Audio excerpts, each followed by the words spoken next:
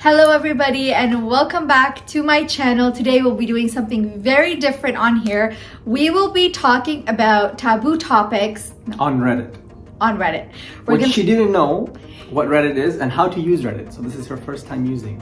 True, I just downloaded the app, but it's so interesting and intriguing because a lot of people talk about so many different topics on that app that, you know, kind of make you wonder and want to give advice and, you know, what if you were in that situation, what would you do? So that's what the series name is going to be. What would you do if you were in those situations and how would you react? So don't forget to comment below on what you would actually do. And yes, of course, subscribe. Alright, Okay, so let's the start. first topic is called having feelings for my brother-in-law. Hi, I am 25, female, and a mother of 2 adorable kids. Okay. Married for 5 years. I met my husband, 26, and through uni through his older brother. Okay. Me and his brother, 27 male, had few classes together and got along great. At the point where we become acquaintances. A couple of months went by and he introduced me to his brother. We hit it off. He was very nice and would have meaningful conversations, and he would do these cute gestures for me, and eventually started getting serious, and he came by and asked for my hand in marriage after graduating. Okay, fast forward a couple of years, we have 2 kids and both working in tech. I work from home and he works at his company's headquarters. Okay. We are financially comfortable, alhamdulillah. And for the past 2 years, we have been detached and distanced. He came home. Yeah, he comes home late, barely talks to me anymore, and doesn't play with his kids anymore. Yikes. Okay. He advises, quote unquote, me to not go out anymore and stay home and take care of the kids.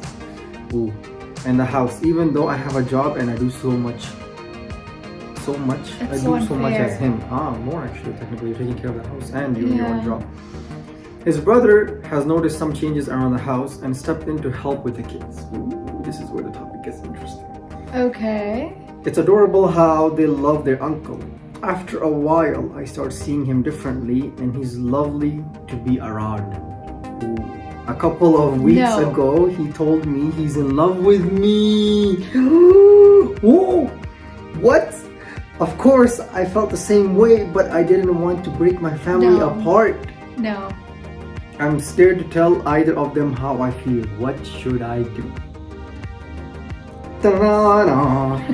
Oh my god, okay. No. This happens, but I think the problem is the husband. Because she should talk to the husband, like, why are you being detached? What's going on? This is unfair. I feel like she just wants someone to support her, be on her side, and she found an outlet where someone is paying a bit of attention to her. And the brother-in-law sucks. Bluntly just said it out loud. How could you destroy your brother's family? Like, that's so bad. He's married with 2 kids. Wasn't the one who introduced him, right? Yes! Yeah, oh jeez. If you should have married her.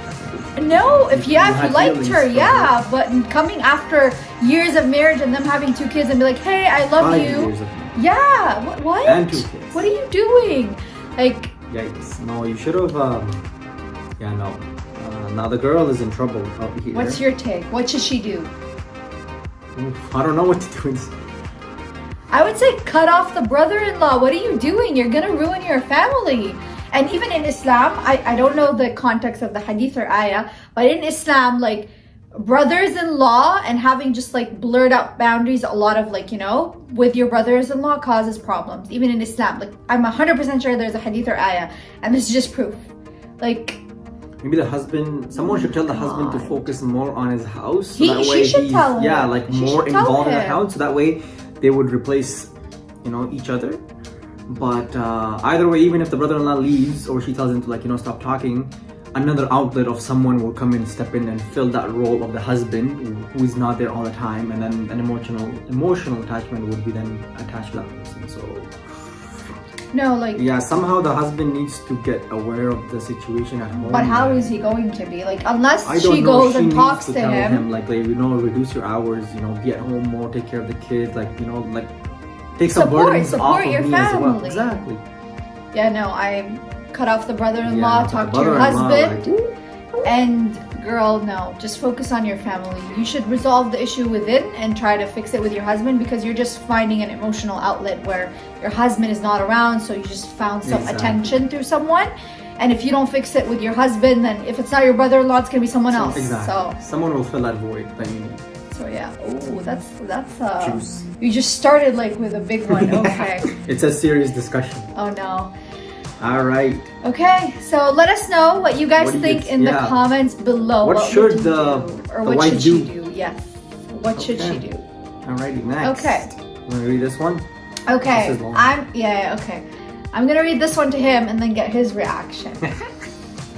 I think I'm ready to walk away from my marriage, but I'm scared. Ooh. Divorce. Divorce is a discussion? Yes. I've posted here before about issues in my marriage and whether it was appropriate for a married woman and man to be friends. I've confronted my husband after finding out a hotel reservation and a plane ticket for his female friend while I was out of state. He lied and said she never came, but the tickets were canceled. However, I know for a fact he was at the hotel which he had a reservation for. I also know she came. He won't admit either one. He deleted WhatsApp and said he's turning a new leaf and will cut her off, as well as try to gain my trust back. Here's where I stand and need help with. I don't think I can ever trust him again. Fair enough. He said he's going to be honest from this point on, but I have to stop bringing this back. Wow. Okay. However, I did something to test and see if he is following through with his promise before I ask for a divorce and move back to my home state. It was something so small that required no lying if he is following through with his promise. Okay. Fair enough. He failed miserably. Yes. He lied and said wallahi while lying when I asked him about it. Even worse. Where am I? Okay, wait. He lied. Okay. He even went as far as yell at me and shift blame. And that's when I knew I was over and I can never trust him.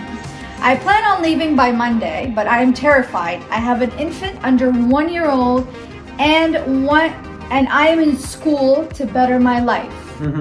He is paying for that school. I have no means of income right now as I stopped working to be at home with our baby. I can't talk to my family. I cut communications because I want to make this decision without their biased opinion. What words of encouragement can you all give me to help me make this decision without coming from a place of fear? Get divorced. This is why you should watch your video about financial independence for women. Yes. Yes. It's not like you just have to secure yourself in the future, just in case you want some sort of freedom and liberation. Even if you are married, like you don't. The other person is not like, oh, my money, True. But people stay in toxic relationships when they don't have the financial means to leave. Exactly. And that's why the husband might take more advantage of you, which is very bad on his part. No control. And he's clearly a narcissist when he's like, oh, I'll be truthful, just don't bring this back up, because like, who does that? You're supposed to sit down and talk to your partner about it if you actually went through and cheated on her with this other friend. Who knows that is the first one? Yeah, exactly. No, But the fact he's saying don't bring it up means like, he's not owning up to it. Like, it could be a habit, like, you stay hush hush while I think the first thing you need to do is find a job. You need to secure a job, move back to your home state with your family, and at least they can take care of your, I think she said son, right? 1-year-old infant. Well, your infant, they can take care of your baby while you find a job and keep pursuing school. You need to get an education.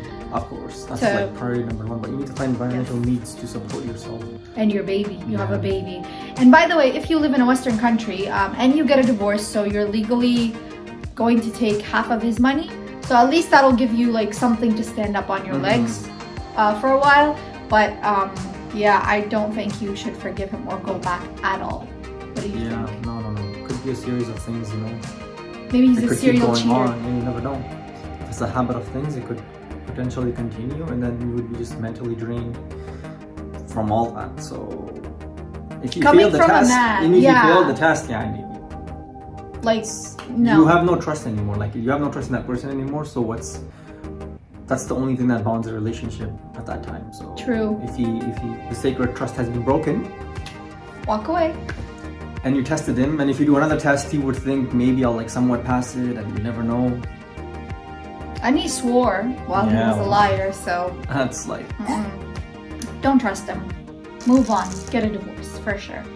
Let us know what you guys think What do you think about in this the one? comments. What should she do? What should she do? Exactly. Okay, the last story for the day: interracial marriages, arranged and second thoughts. True. Okay. I'll read it. Yeah, go read. Okay, I'm going to try to give as much information as possible while also being as vague as I can for obvious reasons. Makes sense. I've gotten to know this sister. I hate when people use sister. But anyway, he's referring to a girl. It's not his actual sister for those who are watching. Okay. I've gotten to know this sister for the past 6 years, and she seemed like an amazing person. Our rooted foundations are solid when it comes to religion. We don't have that many things in common except for the way we were raised, same country, and the related jokes we make. She's more rooted in the cultural aspect of things and thinks that certain things should be mapped out in a cultural way to respect her family and how it's supposed to be done. But it doesn't contradict the deen. If things were in my hand, I'd be very bare bone and keep things solely Islamic. I'm not really a cultural guy. Given all this, she's an amazing person, and I don't know if I should break things off. Okay? Here comes the emotional part. Before I met the sister, I really wanted to pursue this other sister, different country. Okay, man, calm down. Again, sister here is not his actual sister. In Islam. Yes. Okay. As the saying goes. So he wanted to pursue another sister from a different country. But my family disagreed completely and you refused to even meet them due to that, because she's just from a different country. Okay. They were able to speak together one time over the phone, which my family approved to speak to the sister, but they refused citing their they refused. He said, and quote what they said about the family, they're an amazing person, an amazing Muslim, but we don't agree with mixed marriages. So they don't agree. The problem is that this sister and I are super relatable in many things and in many ways, and their religious foundation is really strong. I feel like with this sister, I can envision a story that I could lay out to our kids that doesn't feel as powerful as the sister in the first paragraph. Okay. My family shackled me to only marrying people of my own ethnicity, and I don't know what to feel or what to do anymore. On one side, I can make my family happy and I would be content, possibly, but on the other, I could disappoint them. On one side, which they've mentioned they would cut ties with me, I'm guessing if he marries the girl from out of his country, but I feel like I could laugh with this sister and make memories that we could tell our kids about. I just don't know. I just don't want to go to sleep one day thinking, did I make the right choice? What is such? So there's two girls in the story. The first one is from the same country, but he doesn't feel as compatible with her as the second girl, who's from a different country, but his family said absolutely no. Because she's a different culture. Just race. Because she's from a different ethnicity. She has deen, she has all the things that he wants in a girl, more than the first one, but his family's just not approving. So he doesn't want to go to sleep, basically, one day thinking, did he make the right choice by marrying the first one, which is from his same country, but they just don't get along as much. I say do istikhara. It's the first thing I would do. Tell your family to do istikhara. And then see what goes, but I would say don't even marry the first one if you don't want to. Like, don't be like, oh, I'm gonna marry this one. Just settle for just your family. Because your family wants to, because at the end of the day you won't be happy, and then you'll be still thinking about the other person that you missed out on. So I would say unfair. No. Do istikhara, see what happens. If it's meant to be, meant to be. If it's not meant to be, then it's not meant to be. Then different and better will come. But yeah, I would not say go into the first marriage thinking you'll please your family, and then a year or two later you just be like, no, I'm walking away because I did not see it. Because you already know what you don't want. So what's the point of marrying someone if the qualities you don't want are anything?